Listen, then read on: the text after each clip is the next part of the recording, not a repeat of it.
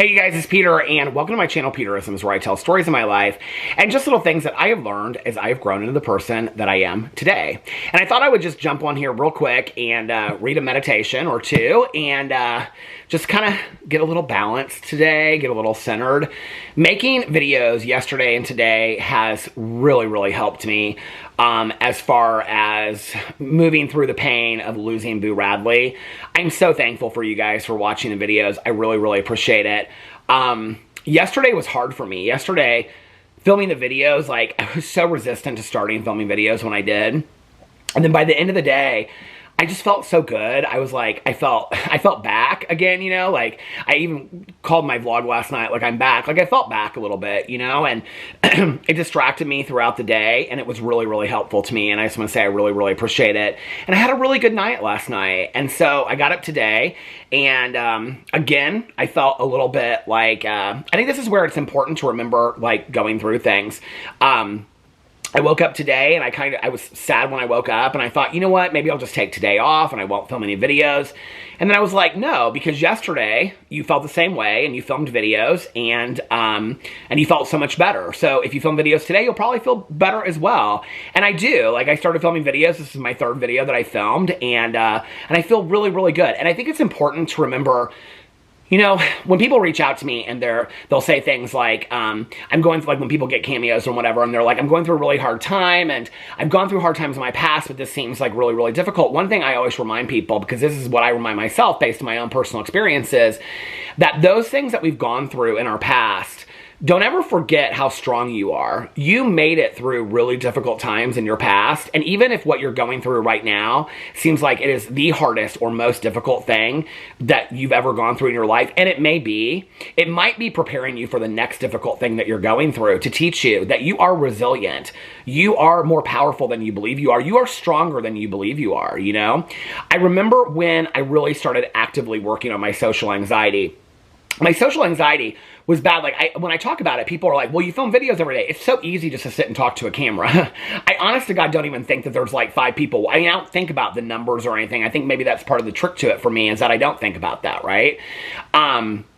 But when I started really working on my social anxiety and dealing with it, you know, I was missing out on a lot. There were a lot of things that I wasn't going to with my husband out of fear of what would people say, what would people think, like would there be anybody there that I would know? You know, I was like, whenever I would go to something, I always say, who's coming, what time does it start? I always wanted to get there like before it started. And I remember that the way that the beginning of like working through the social anxiety was that my friend Erin has a Halloween party every year. She didn't have it this year, but she usually has it. And so I had told our friend Melissa that she was like, you know, Erin doesn't understand why you don't ever want to go to the Halloween party and her feelings are kind of hurt and stuff. And so I opened up to Melissa and told her about my social anxiety. And she said, you know, Erin would totally understand that. Just talk to Erin about it. And so I did. I'm so grateful that Melissa encouraged me to do that. And so I talked to Erin about it, and I said, this is why I don't typically come, you know, whatever. And she said, I would love for you to come. If you don't, I totally understand. So she created a safe space for me. But then she said, but if you do want to come, what can I do to make it easier? Would it be easier for you to show up early, to be here? I said, yes, that would really help, you know? And she said, okay, and like you can be wherever you want to be in the house, whatever feels safest for you, you know? Because they have it in the kitchen, in the living room, in the dining room, outside, everywhere. And I remember when we got there early, like as the party, just like we were like one of the first people that showed up. I think we got there actually before the party started. And I just stood up against the sink with my back up against the sink, and people would come in, they'd be like, hi, and I'd be like, hi, and whatever. And I ended up moving around and going outside and going in the living room and talking to people. I saw people that I used to work with back in the day that I hadn't seen in like 20 years. And it just was really fun. I had such a blast. And I can remember leaving there. Like I almost didn't want to leave. I was having such a good time. We were like one of the last people to leave, I think. And I had such a good time. And I almost couldn't wait till the next thing to go to because I had made it through that. But then the next thing happened. The next event came up, or party or whatever, and I was just as terrified about that, you know? And I can remember thinking back to that Halloween party, and I still do that to this day when there's something that I don't want to go to, you know? or that I want to go to, but the anxiety in me is just like, no, just stay home. It's easier. You don't have to interact with people, because I do have this like fear of interacting with people, you know? And so, and I still have it today. I do better with it today, and YouTube has so helped me with that. But I always reference that Halloween party. I always, in my head, I always think about that Halloween party before anything I go to. I still, to this day, I mean, years later, I still think about that, right? And I think about, you know, you didn't want to go, you ended up going, and you ended up having more fun than you ever thought that you would have. I've talked about it a lot on my different channels. And so I think it's important for us to remember difficult times that we've been through in our past, to remind ourselves that we can make it through whatever we're going through right now. You know, going through grieving Boo Radley, I mean, I've lost so many people in my life, let alone pets, that I know I'm going to be okay. I know I'm going to get through this to the other side. I know that about myself. I know my husband's going to be okay. We're going to be okay together as a couple. You know, I'll move through this. Right now, it just hurts. I'm sad. I'm in a lot of pain. Like yesterday, I talked about the anger. The anger is kind of subsiding into just like, I'm just sad, you know? But I have to remind myself of what things have helped me in the past. And what has helped me is getting back to my regular routine. So whatever you're going through right now in your life, whatever's so hard for you or so difficult, or if you're not and you do in the future, remember those times in the past that you made it through difficult times, and ask yourself, what did I do that got me through those times? You know, last night I ended up sitting down and watching a TV show that so many people had recommended to me, Elsbeth, and it was just like the perfect show for the perfect time. It was like this comforting mystery thriller, and I was like, I got so into it, and I lit my candles, and it just was like, I could kind of like feel Boo around me a little bit, you know, and it just was really nice. And I have to remember those things: lighting the candles, talking to friends of mine, having a nice cup of coffee, watching a good TV show. Those are filming videos. Those are the things that get me through the tough times. And you got to remember that as well, you know? Whatever you're going through, you're gonna make it to the other side. The sun will shine again. And there are gonna be good times in the future, you know? No matter what you're going through right now, there are gonna be good times in the future. But you have to believe that, and you have to remember what you made it through before. Because what you made it through before is testament to the fact that you will make it through this. And you have to remind yourself of that. I have to remind myself of that, you know? Okay, so let's get into a meditation. I didn't think I was going to get into all that today. So let's get into a meditation and read. I'm going to go into both the Melody Beatty books. Today is November 5th, and see what the meditation is for today. It means October. Okay, November 5th. Let's make a deal. I don't know what that one's about, but it's a long one, and that is in the language of letting go. Let's go into Journey to the Heart and see what this one's about. Okay, we're November 5th. Create your destiny from your heart. Well, let's do the let's make a deal, because I have no idea what that one's about. Let's make a deal, November 5th. The relationship this is anonymous, somebody wrote in here. The relationship just wasn't working out, and I wanted it so bad, so badly. I kept thinking, if I could just make myself look prettier, if I just tried to be more loving, kind person, a more loving, kind person, then he would love me. I turned myself inside out to be something better, when all along who I was okay. I just couldn't see what I was doing, though, until I moved forward and accepted reality. From Anonymous. One of the most frustrating stages of acceptance is the bargaining stage. Why are these all about, like, grieving and stuff like that right now? I guess I need it. I don't know. In denial, there is bliss. In anger, there is some sense of power. This is what I was talking about yesterday. In bargaining, we vacillate between believing there is something we can do to change things and realizing there isn't. We may get our hopes up again and again, only to have them dashed. I think I was maybe more in the bargaining stage before Boo Radley passed away. It's kind of where I was in my head. Many of us have turned ourselves inside out to try to negotiate with reality. Some of us have done things that appear absurd in retrospect once we've achieved acceptance. I think this is the epitome of having obsessive compulsive disorder for me, right? Doing these rituals. I mean, I've worked so hard on getting rid of these rituals and working on those rituals that seem absurd to other people, but and seem like reality to me, right? If I try to be a better person, then this won't happen. If I look prettier, keep a cleaner house, lose weight, smile more, let go, hang on more tightly, close my eyes and count to 10, holler, then I won't have to face this loss, this change. There are stories from members of Al-Anon, which is a sister program to Alcoholics Anonymous, and it's for friends and family members of alcoholics and addicts. If I keep the house cleaner, there are stories from members of Al-Anon about attempts to bargain with the alcoholics drinking. If I keep the house cleaner, he won't drink. If I make her happy by buying her a new dress, she won't drink. If I buy my son a new car, he'll stop using drugs. Adult children have bargained with their losses too. Maybe if I'm the perfect child, then mom and dad will love and approve of me, stop drinking, and be there for me the way I want them to be. We do big, small, and in-between things, sometimes crazy things, to ward off, stop, or stall the pain involved with accepting reality. There is no substitute for accepting reality. That's our goal. But along the way, we may try to strike a deal. Recognizing our attempts at bargaining for what they are, part of the grief process, helps our lives become manageable. Today, I'll give myself and others the freedom to fully grieve losses. I will hold myself accountable, but I will give myself permission to be human. This is such a powerful meditation, and not just because of what I'm going through right now.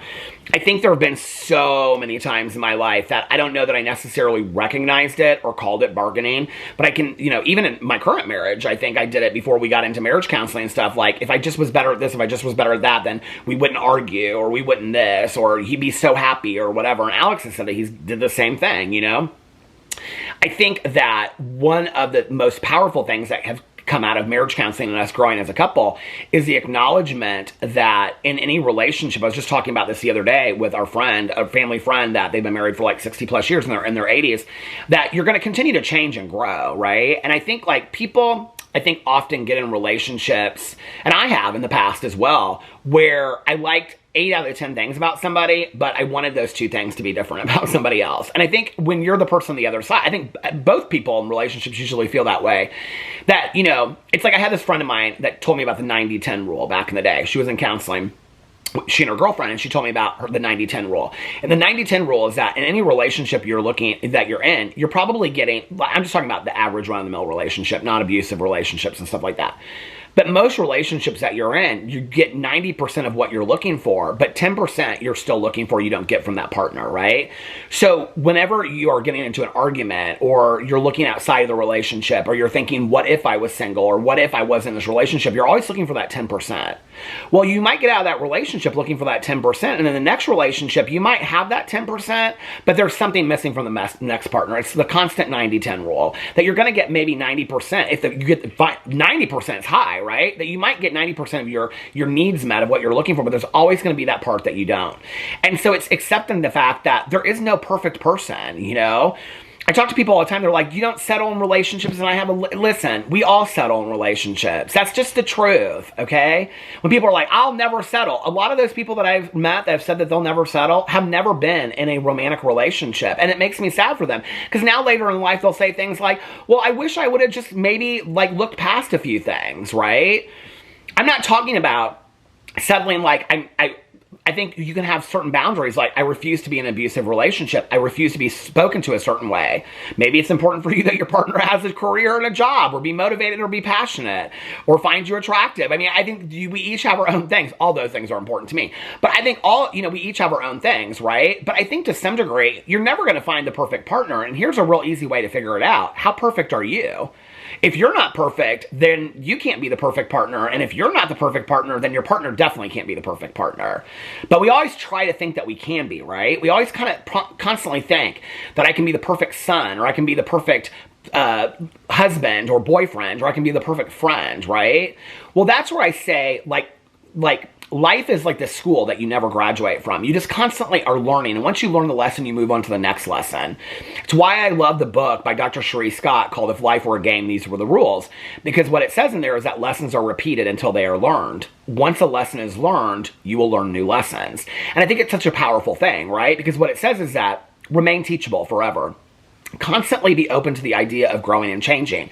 But don't ever fixate on this idea of perfection. You're never going to be perfect. I'm not telling anybody out there to go settle for the next loser you meet. I'm not saying that. What I'm saying is, when you meet somebody and you get along with them, okay, and you're not arguing or fighting, and they have the same philosophical beliefs as you, and you find them attractive, and they find you attractive, and blah, blah, blah, blah, whatever, right? But maybe there's that one thing that you guys struggle with. Go work through it.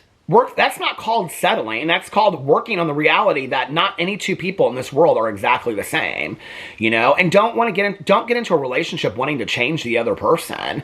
I've had people try to change me, and I've wanted to try to change people in relationships. It doesn't work.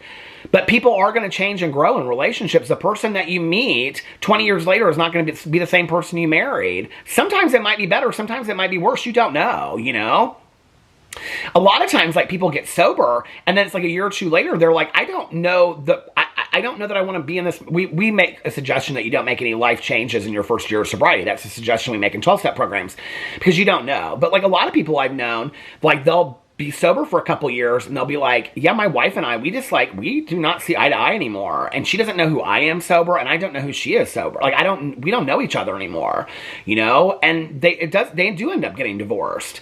And some of them work through it.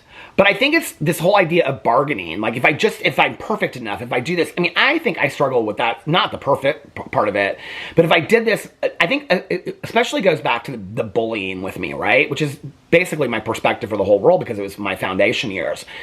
That if I did this and people will like me more, if they did this and then they won't pick on me, if I'm more this and they will like me, if I don't walk this way, if I don't do this, and it's this bargaining that you do with yourself. I wish that somebody would have shown me my life 40 years later instead of stepping away from it, step into it. Step into this amazing, fantastic person you are, okay? That tells funny stories and uses your hands when you talk, that people made fun of me at for years, you know? And dances and sings and acts silly. Step into that. Embrace that weird person. Be as weird, be too much. Be too much every day. Don't be afraid of that. I was so afraid of that really until I got on YouTube. I was afraid of it. And then I would do something silly and people would love it. And then I was like, oh, that's permission to be silly. That's permission to be my weird self, you know? That's permission, you know, like to be too much. Always be too much. Don't ever bargain yourself down to something, you know, like Janis Joplin, the saying is, you know, I can't remember the quote, but you're all you've got, you know, never compromise yourself. You're all you've got. That's the thing, right? Like you're all you've got. Don't bargain yourself down into the perfect person that nobody's going to be in love with that person anyway.